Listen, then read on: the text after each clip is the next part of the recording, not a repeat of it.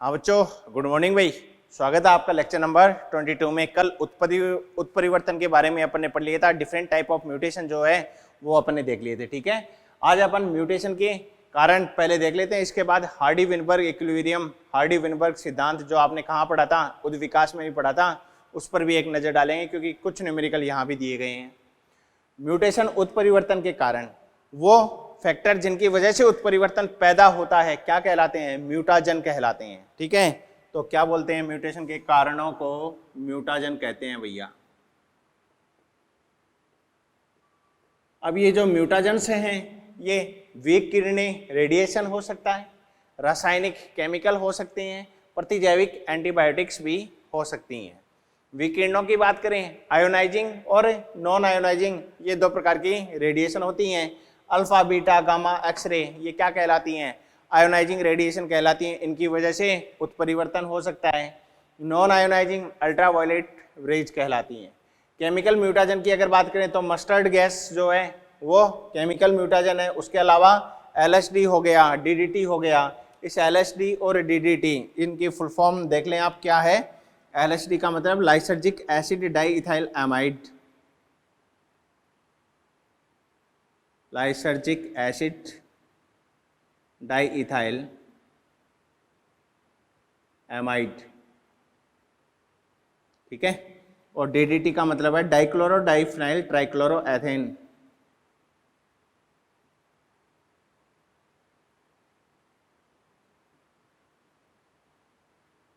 Dichloro diphenyl trichloro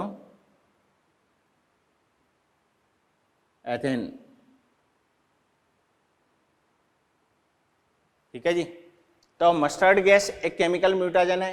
LSD DDT ये chemical mutagen है। Carbon tetrasulphide ये केमिकल म्यूटाजन है। और इसी में ही नाइट्रस एसिड ये भी रासायनिक म्यूटाजन कहलाता है।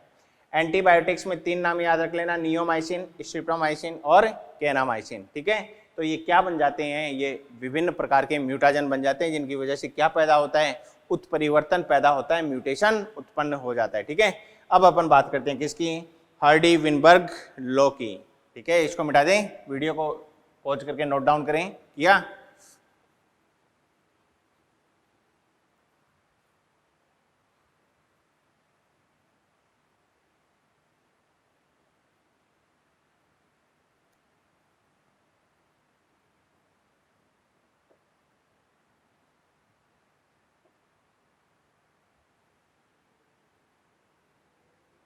हार्डी विनबर्ग का सिद्धांत ये आपने उद्दीपक विकास में डिटेल में पढ़ा है। थोड़ा सा आइडिया यहाँ पर दे देता हूँ, उसके बाद हार्डी विनबर्ग के न्यूमेरिकल्स जो जेनेटिक्स में दिए गए हैं उनको देखते हैं अपन।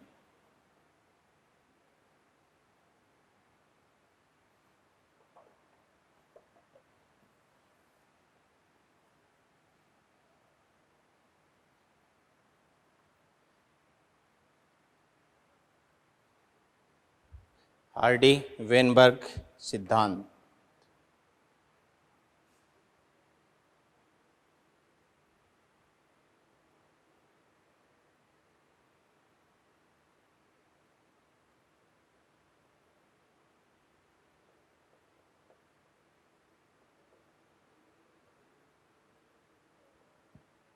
हार्डी विनबर्ग का सिद्धांत क्या कहता है? यादृच्छिक संगम करने वाली जो समष्टि होती है उसमें एलील फ्रीक्वेंसी जो होती है, एलील की आवृत्ति जो होती है वो हमेशा कांस्टेंट बनी रहती है। ये इसकी परिभाषा बनती है। तो परिभाषा क्या है? रैंडम मैटिंग पॉपुलेशन में, यादृच्छिक संगम करने वाली पॉपुलेशन में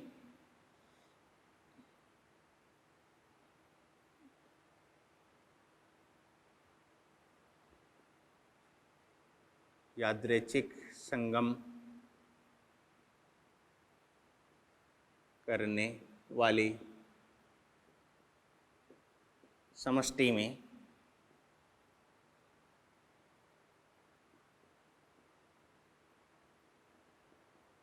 एलील आवृत्ति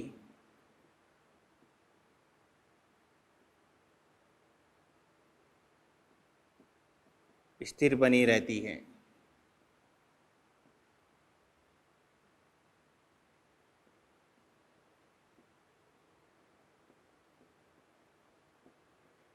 अर्थात जीन पुल कांस्टेंट होता है, जीन पुल स्थिर रहता है।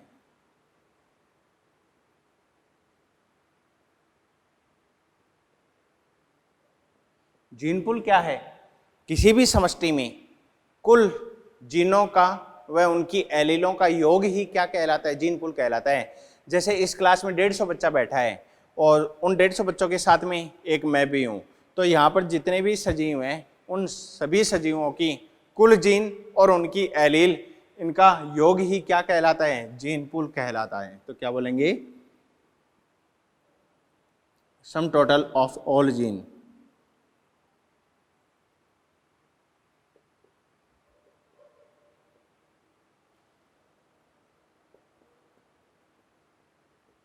and their allele in a population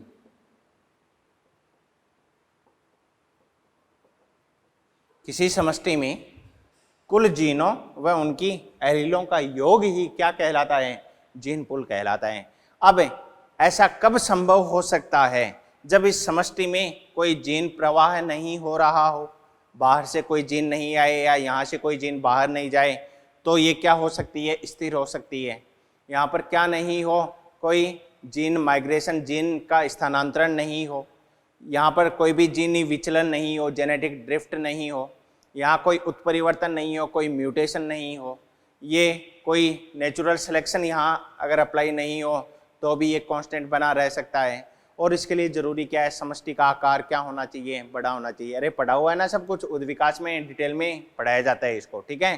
तो ये वो फैक्टर हैं जो हार्डी विनबर्ग सिद्धांत के लिए ज़रूरी होते हैं। तो यहाँ पर जीन फ्लो नहीं होना चाहिए, जीन माइग्रेशन नहीं होना चाहिए, जीन जेनेटिक ड्रिफ्ट नहीं होना चाहिए। क्या क्या अंतर है? जीन फ्लो का मतलब तो है लगातार जीनों का आना और समष्टि से बाहर जाना, ये तो क्या कहलाता है? जीन फ्लो कहलाता है। और अगर ये जो जीन फ्लो है ये बहुत बार हो जाता है तो इसको जीन माइग्रेशन कहते हैं। मल्टीपल टाइम्स अगर हो जाएगा, अनेकों बार अगर हो जाएगा जीन फ्लो, जीन प्रवाह अनेकों बार होता है, तो ये जीन माइग्रेशन, जीन स्थानांतरण कहलाता है। और अगर ये जीनी बहाव जो है ये अचानक हो जाए, जीन माइग्रेशन सडनली अपीयर हो जाए, तो इसको क्या बोलते हैं? जेनेटिक ड्रिफ्ट कहते हैं, जीनी विचलन कहा जाता है, ठीक है। उत्परिवर्तन भी यहाँ नहीं होना चाहिए, नेचुरल सिलेक्शन नहीं होना चाहिए, समष्टि का आकार बड़ा होना चाहिए। समष्टि का आकार बड़े का क्या मतलब है? किसी भी समष्टि में एलील आवृत्ति तभी निश्चित बनी रहेगी जब समष्टि का आकार बड़ा होगा। जैसे इस क्लास में एक तो 150 बच्चा बैठे और एक 10 बच्चा बैठे।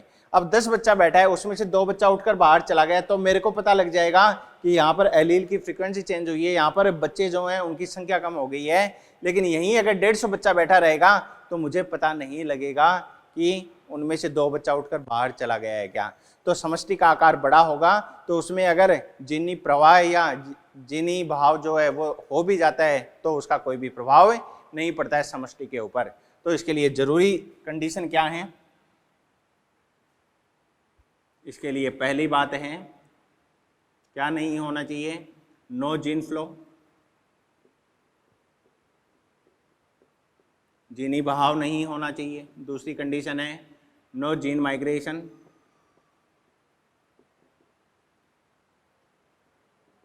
जीन स्थानांतरण नहीं होना चाहिए। मल्टीपल जीन फ्लो कहते हैं इसको, मल्टीपल जीन फ्लो। तीसरी कंडीशन है नो जेनेटिक ड्रिफ्ट,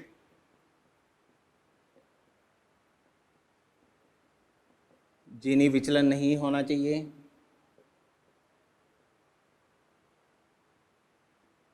जीनी विचलन किसे कहते हैं?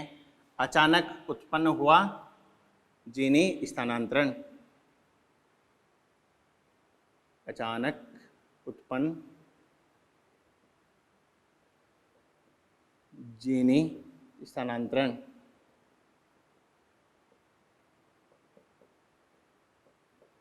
ठीक है। चौथी कंडीशन नो म्यूटेशन, कोई उत्परिवर्तन नहीं होना चाहिए। पांचवी कंडीशन नो नेचुरल सिलेक्शन, कोई प्राकृतिक चयन नहीं होना चाहिए। और समष्टि का आकार बड़ा होना चाहिए, लार्ज पॉपुलेशन साइज होना चाहिए।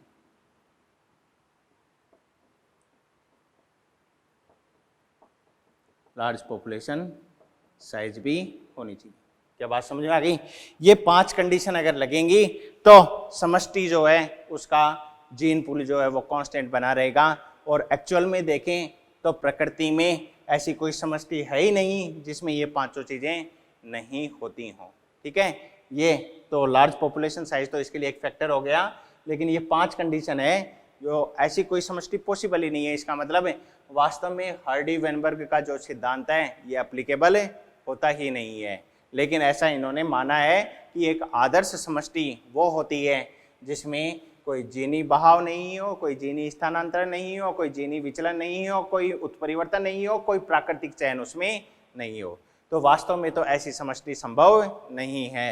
Actually this type of population is not possible. वास्तव में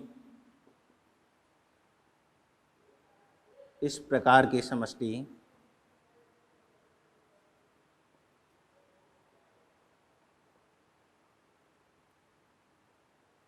संभव नहीं है।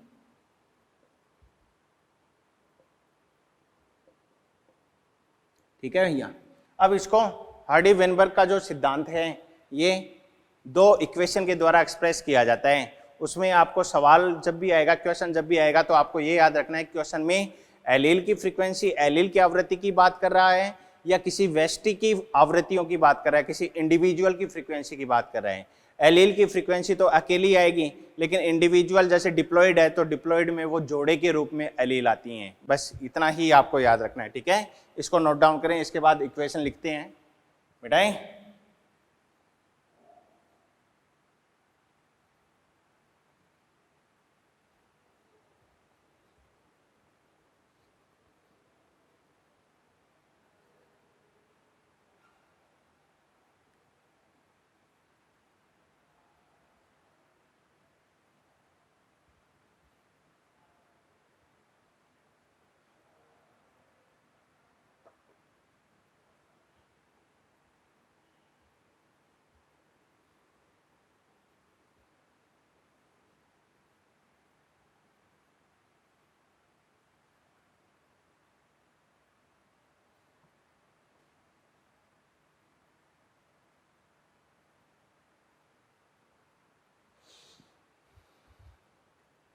हार्डी वेनबर्ग नियम में किसकी बात कर रहे हैं?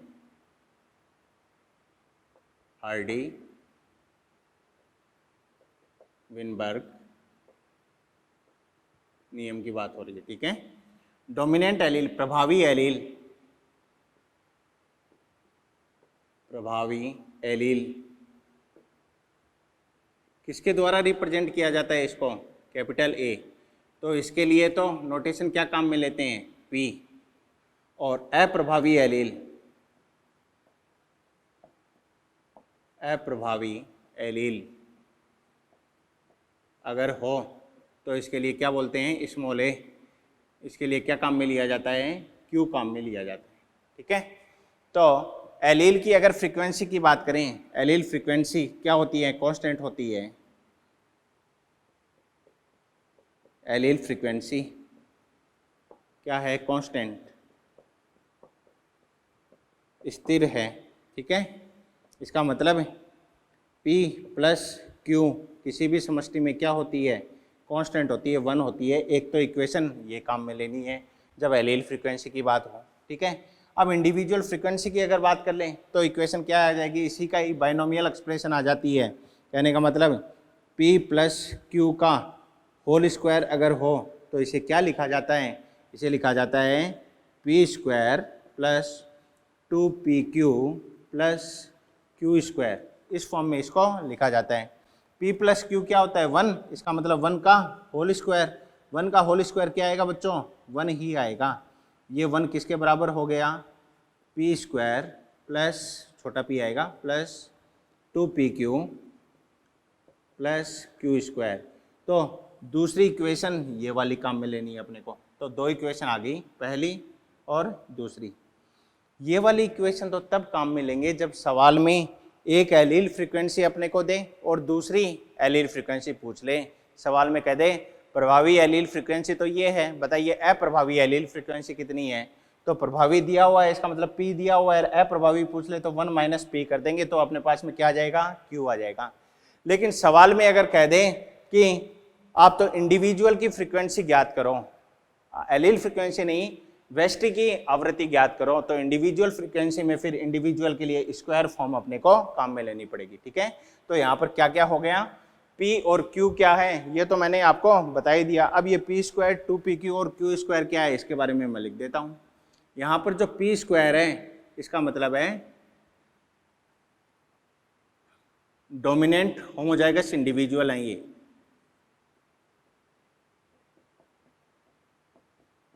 डोमिनेंट होमोजाइगस इंडिविजुअल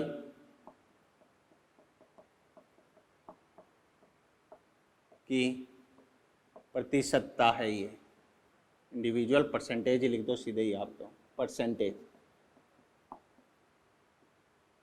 ठीक है।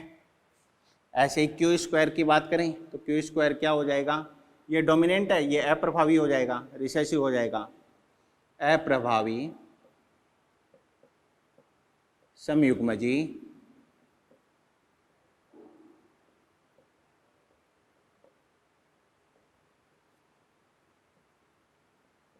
वेष्टियों का प्रतिशत, ठीक है भैया। ये क्या है, प्रभावी समयुग्मजी वेष्टियों का प्रतिशत, और 2PQ क्या हो जाएगा, हेटेरोजाइगस हो जाएगा, विषम युग्मजी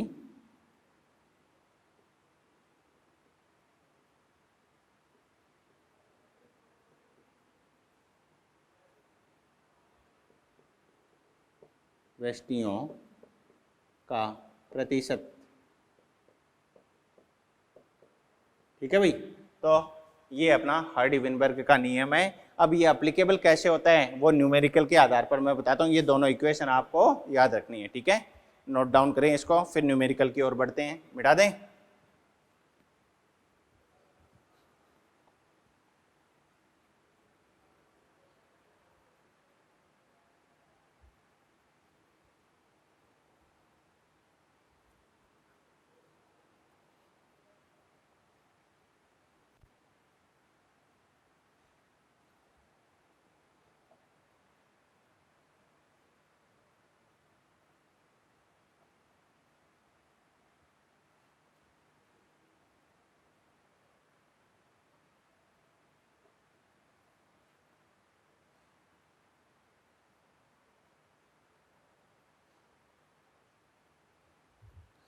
हाँ भाई मॉड्यूल ओपन करें, स्टेज 1 में आ जाएं। सबसे पहले स्टेज 1 का क्वेश्चन नंबर आप ओपन करें 62, स्टेज 1 62।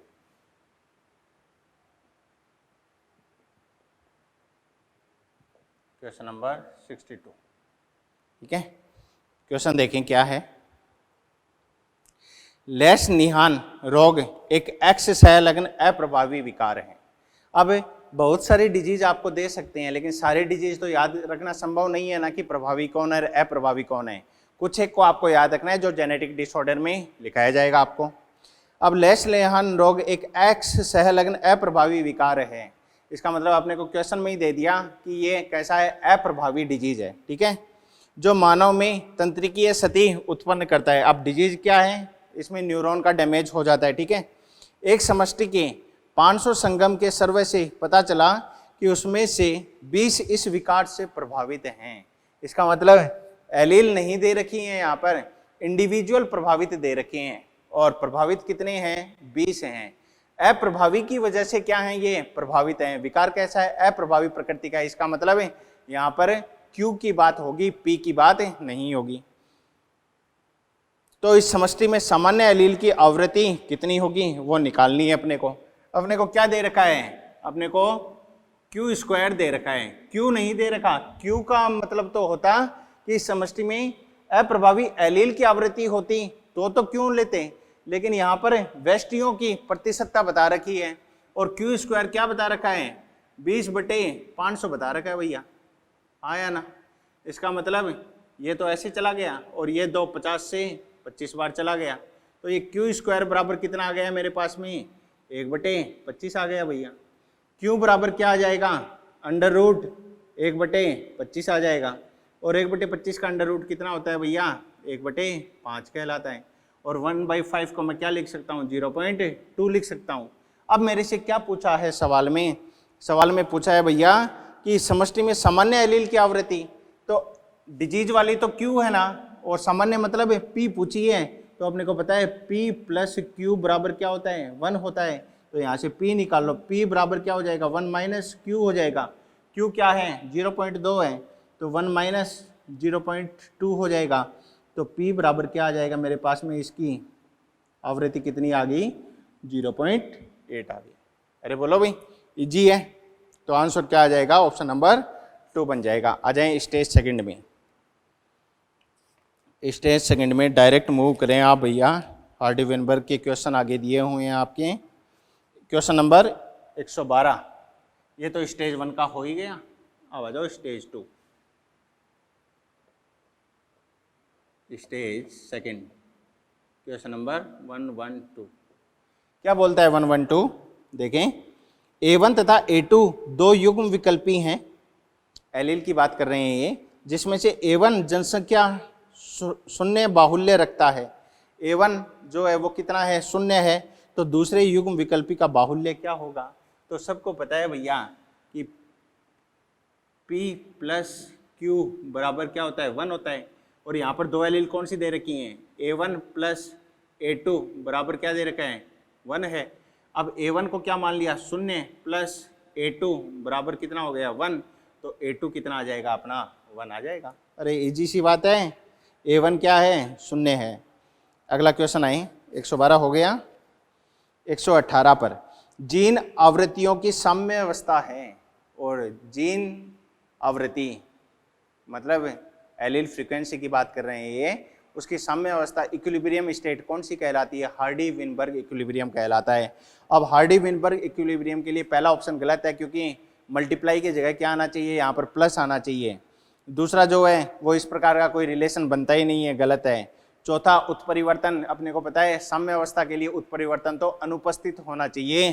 तो जीन आवृत्तियों की साम्य अवस्था कौन सी है, हार्डी विनबर्ग सिद्धांत है। ठीक है, तो आंसर चला जाएगा ऑप्शन नंबर 3। 119 देखें, एक यादृच्छिक प्रजनन करने वाली 28,800 सदस्यों की जनसंख्या में समयुग्मजी प्रभावी सदस्य 49% हैं, विषम युग्मजी सदस्यों का प्रतिशत ज्ञात करो। क्वेश्चन नंबर 119 देखो भैया 119।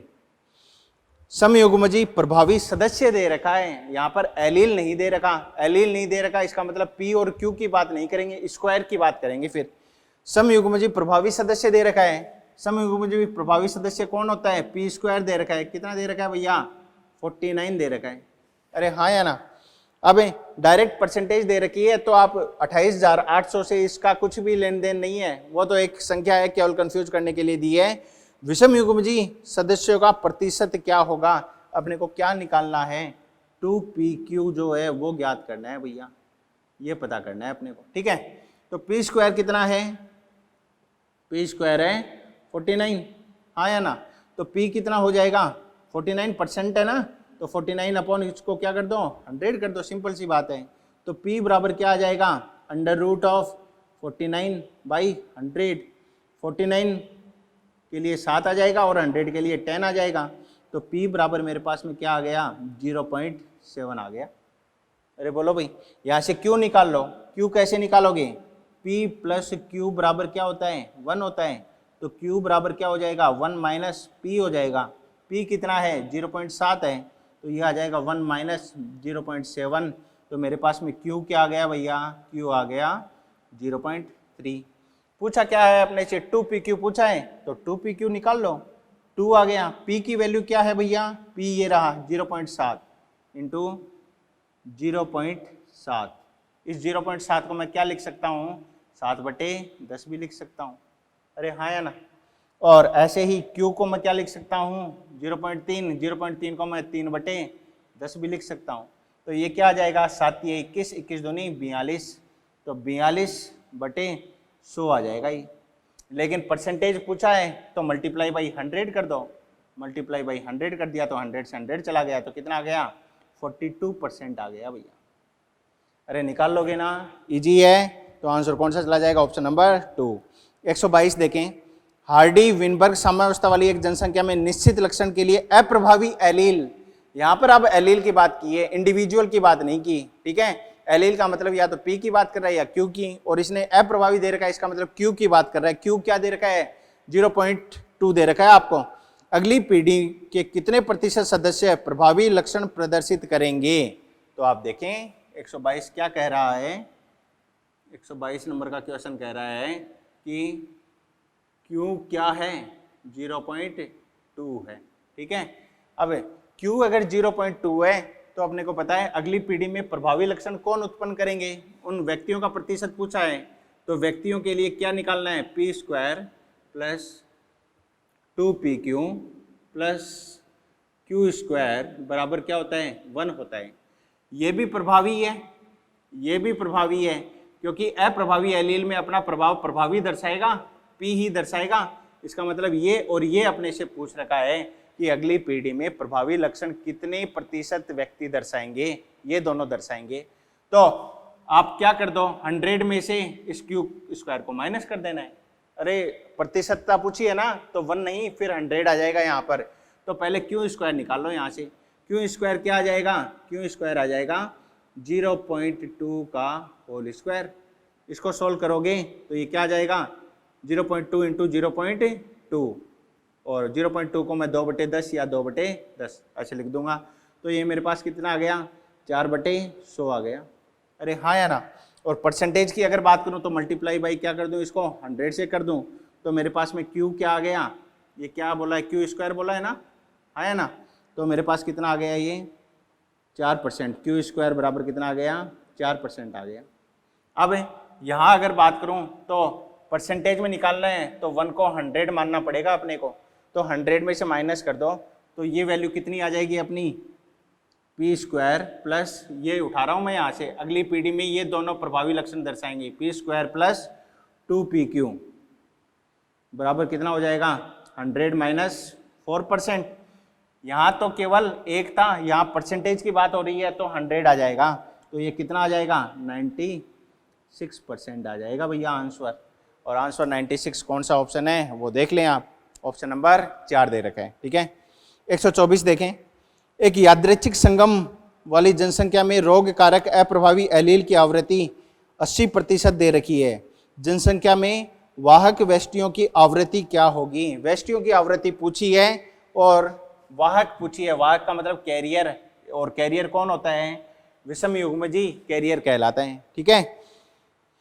तो आप ये देखें, यादृच्छिक संगम वाली में रोग कारक अप्रभावी एलील की आवृत्ति दे रखी है। एलील की आवृत्ति मतलब क्वेश्चन नंबर कौन सा है, 124, 124।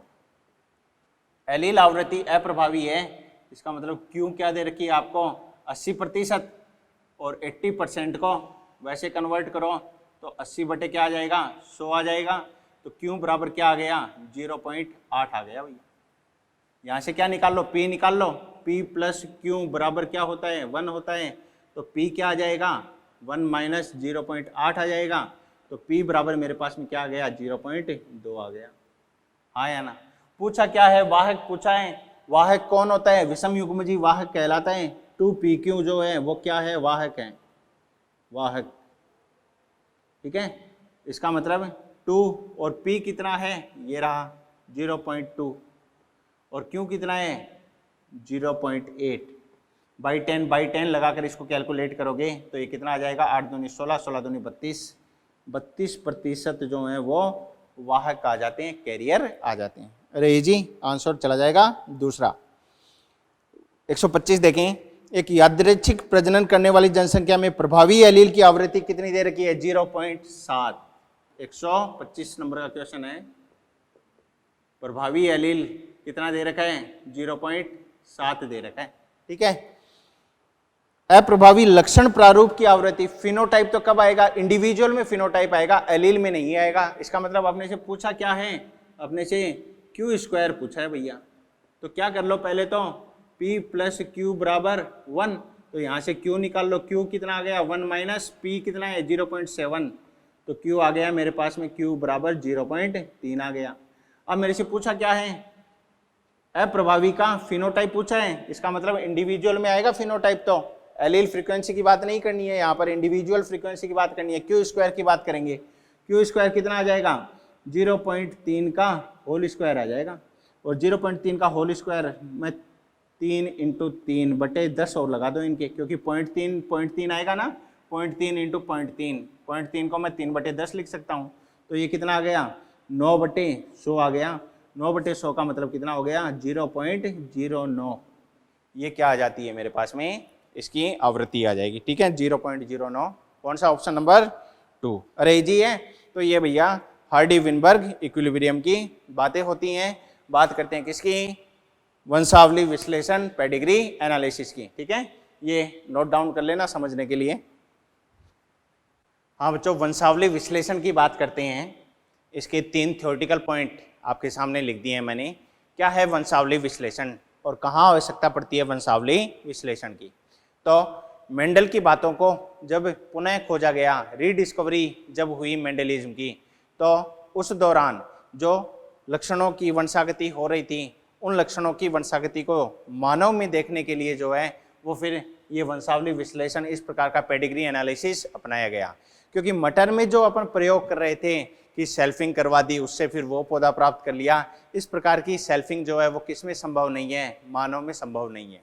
तो मानव तथा जो पालतू पशु होते हैं उनमें किसी विशेष लक्षण की वंशागति को पीढ़ी दर पीढ़ी देखने के लिए एक फैमिली ट्री बनाया जाता है, एक परिवार वृक्ष बनाया जाता है, इसको वंश वृक्ष कहा जाता है, फैमिली ट्री कहा जाता है, और इसकी सहायता से उस लक्षण की वंशागति को पता किया जा सकता है कि किस प्रकार पुरानी पीढ़ियों से ये चली आ रही है और किस प्रकार अगली पीढ़ियों में इसकी वंशागति देखी जाएगी।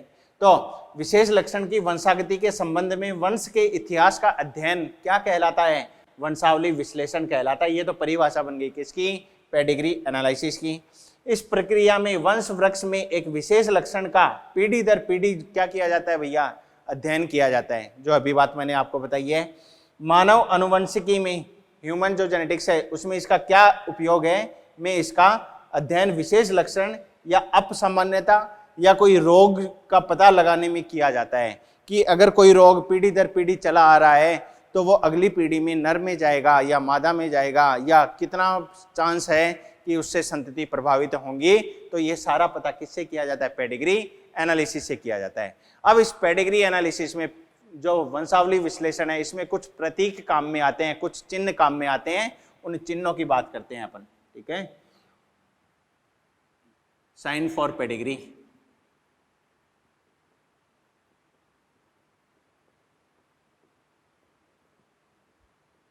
पेडिग्री हेतु प्रतीक।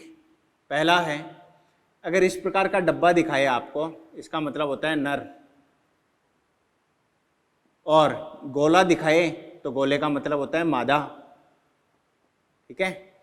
तीसरी बात, अगर डब्बा दिखा दे या इस प्रकार का गोला दिखा दे और उसको क्या कर दे, कलर्ड कर दे या लाइनिंग बना दे उसमें पूरी, इसका मतलब ये क्या है, प्रभावित नर तथा मादा हैं, प्रभावित नर या मादा,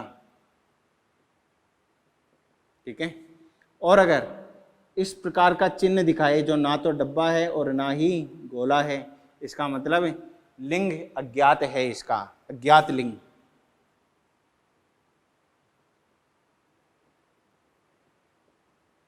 ठीक है। पांचवा साइन आएगा इसमें, डब्बा और डब्बे के साथ में एक लाइन से जोड़कर ये गोला दिखा दिया जाए, इसका मतलब है ये शादी हो रही है। इस लाइन का मतलब क्या है, शादी, ठीक है।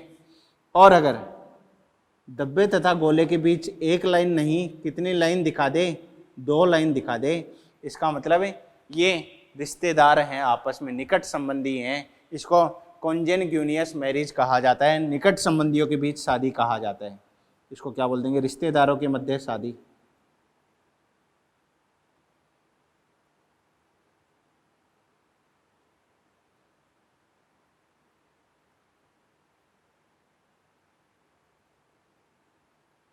क्या कहा जाता है? कॉन्जेन्ग्यूनियस मैरिज।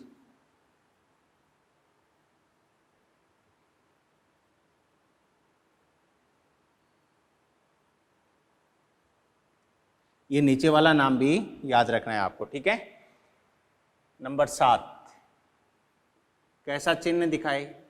ये डब्बा, ये गोला, मतलब शादी हो गई, और इनके फिर एक सीधी लाइन नीचे और उस लाइन पर ये दिखा दे, ये डब्बा हो गया, गोला हो गया, डब्बा हो गया, गोला हो गया। इसका मतलब ये तो पैतृक बन गए और इस शादी के फलस्वरूप 4 बच्चे पैदा हुए और उनका क्रम बाएं से दाएं की ओर, लेफ्ट से राइट की ओर। पहला बच्चा बेटा, दूसरी बेटी, तीसरा बेटा, चौथी बेटी कहलाएगी, ठीक है। तो क्रम क्या होता है? बाएं से दाएं की ओर कहलाता है। ये पहली पीढ़ी, ये दूसरी पीढ़ी। रोमन संख्या का मतलब जनरेशन है, फर्स्ट जनरेशन, और ये क्या है?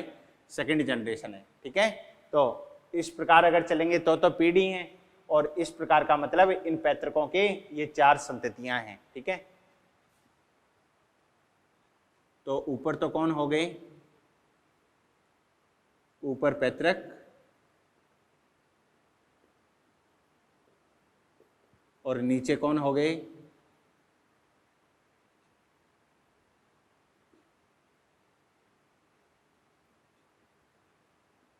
नीचे कौन हो गए? संतति, ठीक है। और संततियों का क्रम क्या है? 1 2 3 4। संततियों का क्रम है बाएं से दाएं। संतति क्रम कहलाएगा लेफ्ट टू राइट, ठीक है। ऐसे ही ये दिखा दे, शादी हो गई और इनके ये जैसे 3 बच्चे दिखा दिए, डब्बा, गोला, डब्बा, बेटा, बेटी और बेटा। इसमें ये क्या दिखा दे? आपको लाइन करके दिखा दे। इसका मतलब अप्रभावी पैतृकों की प्रभावित संतति।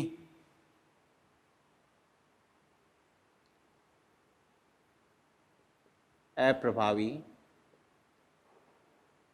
पैतृकों के प्रभावी संतति।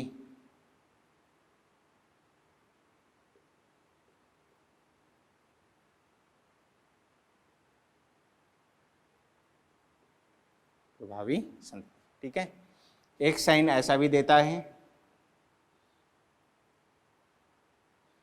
इस प्रकार करके दिखा दे, ठीक है। लेकिन उसके मध्य कोई संख्या लिख दे, जैसे 5 लिख दी, जैसा एनसीईआरटी में लिखा हुआ है। 4 भी लिख सकते हो, 3 भी लिख सकते हो। तो ये वो संतति हैं जो कैसी हैं? अप्रभावित हैं। अगर इसमें लाइन करके दिखा देता तो 5 प्रभावित संतति हो जाती। अब कैसी हैं? 5 अप्रभावित संतति।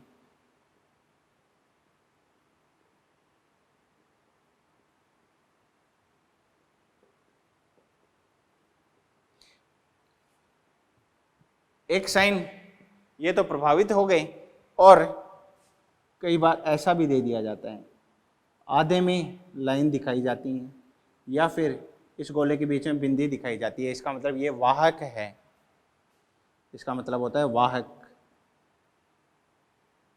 ठीक है। एक साइन ऐसा भी दिया जाता है, ये जैसे ये हैं तो इनके एक संतति जैसे कौन सी बन जाए? इस प्रकार की संतति बन जाए, और इसका मतलब क्या होता है? स्टिल बर्थ कहलाता है, ठीक है।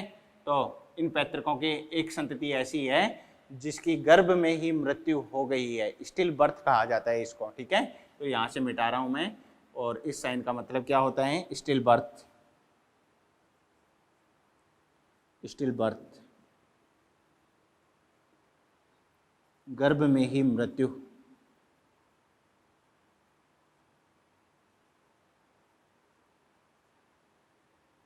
ठीक है बच्चों। तो ये कुछ एक प्रतीक हैं पेडिग्री एनालिसिस के। अब इस पेडिग्री वंशावली विश्लेषण की पहचान कैसे की जाए, तो उसका एक फ्लो चार्ट जो है वो मैं आपको बनाकर बताता हूँ, और उसके बाद कुछ एग्जाम्पल आपको करवाऊंगा। बाकी के एग्जाम्पल आपको मॉड्यूल से करने हैं, ठीक है। इसको नोट डाउन कर लें पहले। हाँ तो बच्चों, वंशावली विश्लेषण जो है इसकी पहचान के कुछ नियम हैं, कुछ रूल्स हैं, वो आपको याद रखने हैं, ठीक है। अब वंशावली विश्लेषण की पहचान किस प्रकार कि सबसे पहले तो प्रभावी है या अप्रभावी है, इसकी पहचान कैसे करेंगे, प्रभावी या अप्रभावी। तो इसकी पहचान होती है प्रत्येक पीढ़ी में अपना प्रभाव दर्शाए, प्रत्येक पीढ़ी में प्रदर्शित हो।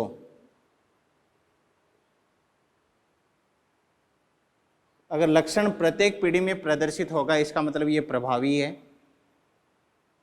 क्या कहलाएगा, प्रभावी। और पीढ़ी छोड़कर प्रदर्शित हो, पीढ़ी छोड़कर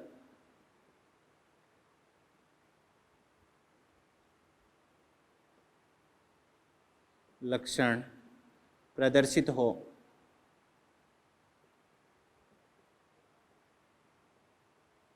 एक पीढ़ी में आ गया, दूसरी पीढ़ी में संतति में नहीं आया, लेकिन उनकी जो संतति बनेंगी दूसरी पीढ़ी वालों की उनमें आ जाए, तो ये क्या कहलाता है, अप्रभावी कहलाता है। तो प्रभावी और अप्रभावी की पहचान तो इस प्रकार हो जाएगी। दूसरी बात, ये लिंग सहलग्न है या ऑटोसोमल है, सेक्स लिंक्ड है या ऑटोसोमल है।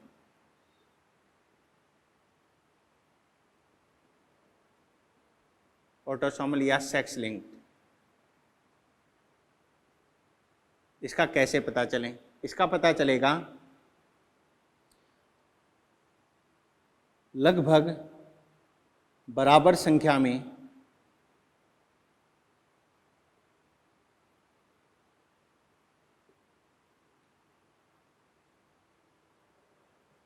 नर तथा मादा प्रभावित हों।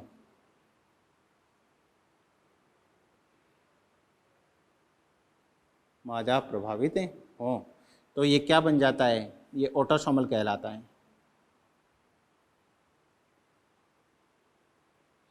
ठीक है, आपको ऑप्शन में यही मिलेगा, autosomal dominant, autosomal recessive, x linked dominant, x linked recessive. तो अपने को ये सारे नियम ही लगाने होंगे। और एक लिंग में ज़्यादा प्रभाव हो, एक लिंग में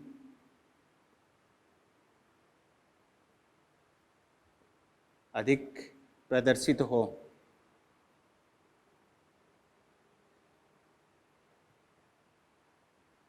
ठीक है, तो ये क्या कहलाता है, एक्स सहलग्न कहलाता है।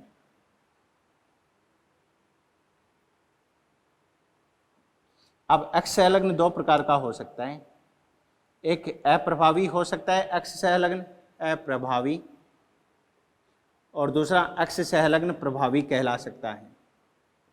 ये आपको सेक्स लिंकेज जहाँ करवाया था वहाँ मैंने आपको बताया था कि नर जो होता है वो हेमीजाइगस होता है, ठीक है। एक एक्स क्रोमोसोम पर भी अगर कोई एलील आ गई तो वो अपना प्रभाव दर्शा देगी। इसका मतलब है एक्स सहलग्न अप्रभावी अगर होगा, इसका मतलब है ज़्यादा प्रभावित कौन होंगे, नर। और यहाँ पर प्रभावी के केस में, एक्स सहलग्न प्रभावी के केस में ज़्यादा प्रभावित कौन होती हैं, मादाएं। तो एक्स सहलग्न अप्रभावी में नर अधिक प्रभावित होंगे।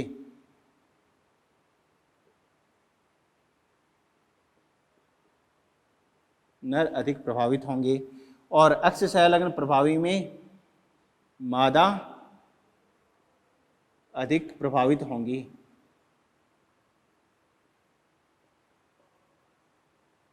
मादा ज़्यादा प्रभावित होती हैं। और इसी में एक और चीज बनती है, क्या केवल नर प्रभावित हों, वो क्या कहलाता है, वाई सहलग्न कहलाता है। वाई सहलग्न कब बनेगा, केवल नर प्रभावित।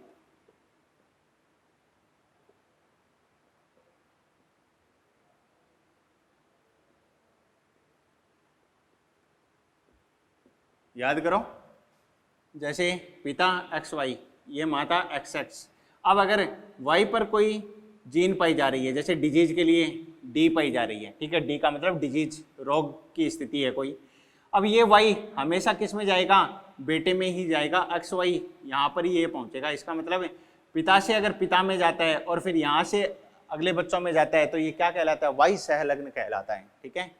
और एक होता है मैटरनल इनहेरिटेंस, मातृत्व वंशागति, जो पहले पढ़ी भी हुई है अपनी, मैटरनल वंशागति। अरे याद है क्या, जो साइटोप्लाज्म के द्वारा जाती है, और जब भी गैमेट मिलते हैं तो युग्मक का तो, शुक्राणु का तो केवल केंद्रक आता है, और मादा युग्मक जो अंडाणु है उसका केंद्रक भी आएगा, उसका साइटोप्लाज्म भी आएगा। इसका मतलब है मैटरनल वंशागति या मातृत्व वंशागति कौन सी होती है, जो फीमेल से फीमेल में ही जाती हो, मादा से मादा में ही स्थानांतरित होती हो। केवल मादाएं प्रभावित।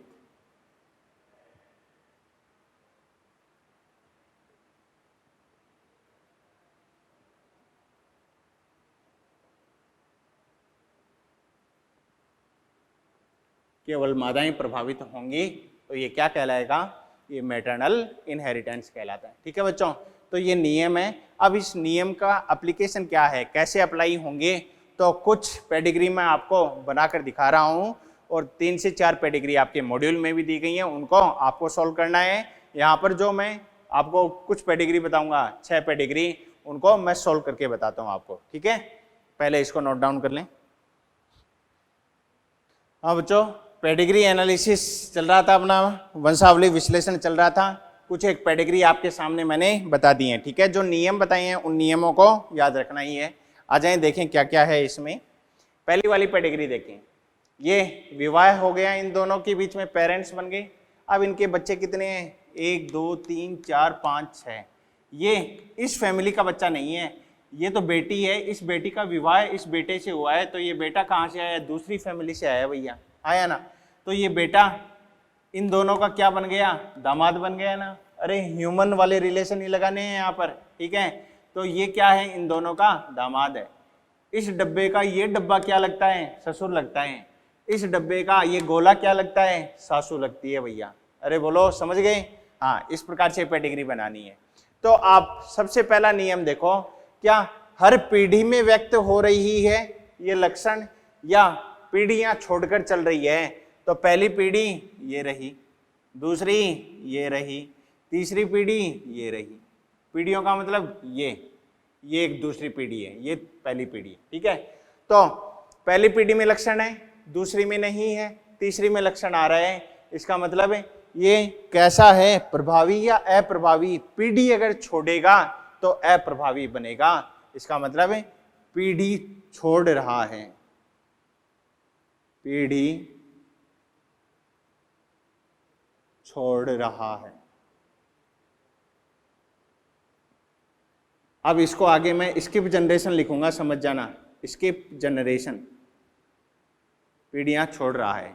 इसका मतलब ये कैसा बन गया, डोमिनेंट या रिसेसिव, अप्रभावी बन गया।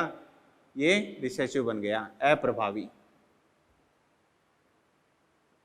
ठीक है।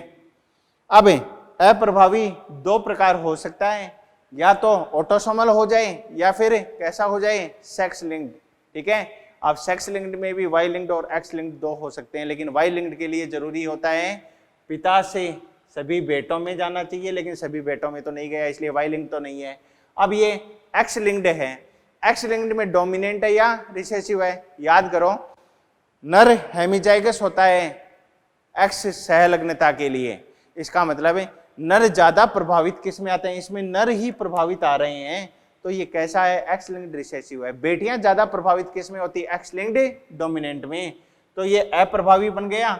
और दूसरी बात है, नर ज्यादा प्रभावित हैं, नर अधिक प्रभावित,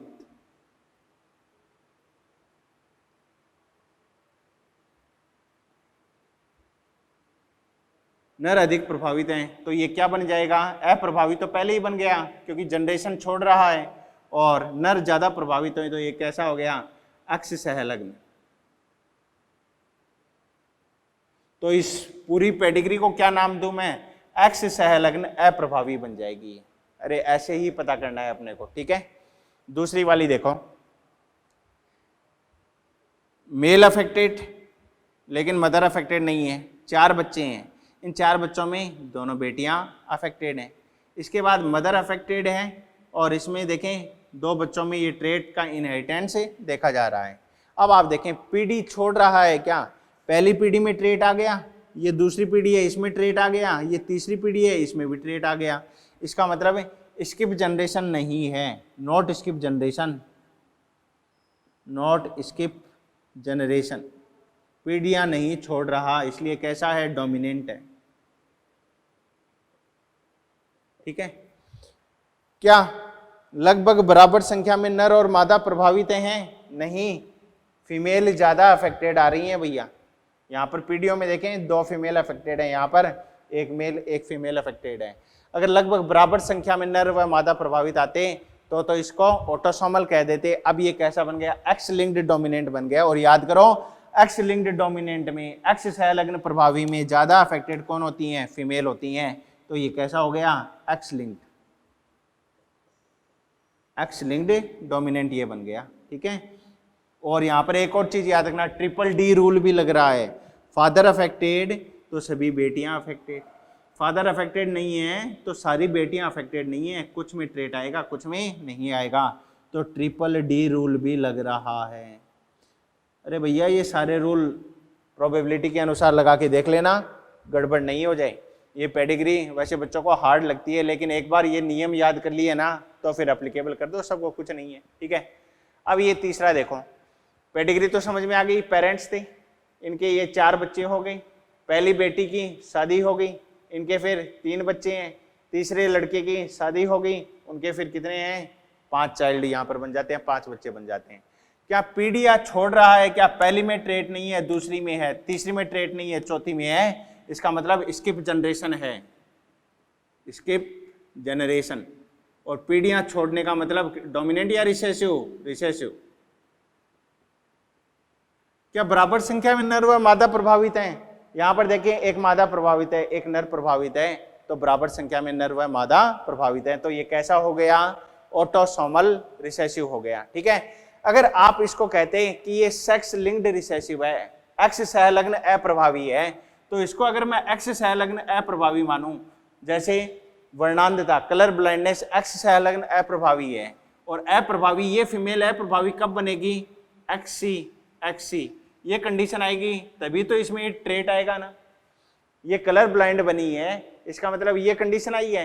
अब ये कंडीशन अगर आई है तो इस फादर से ये एक्स वाई रहा होगा, ये एक्स एक्स रही होगी, इस फादर से एक्स सी कंडीशन आई होगी। अगर फादर से एक्स सी कंडीशन आई है तो पिता भी अफेक्टेड होना चाहिए था, लेकिन पिता अफेक्टेड नहीं है, इसलिए ये एक्स सहलग्न अप्रभावी तो नहीं होगा। ये क्रॉस कर दिया मैंने, एक्स सहलग्न अप्रभावी नहीं है, तो फिर कैसा ये ऑटोसोमल है, तो रिसेसिव तो है ही, इसके अलावा ऑटोसोमल भी है। तो ये पेडिग्री कैसी बन गई, ऑटोसोमल रिसेसिव टाइप की पेडिग्री बन जाती है।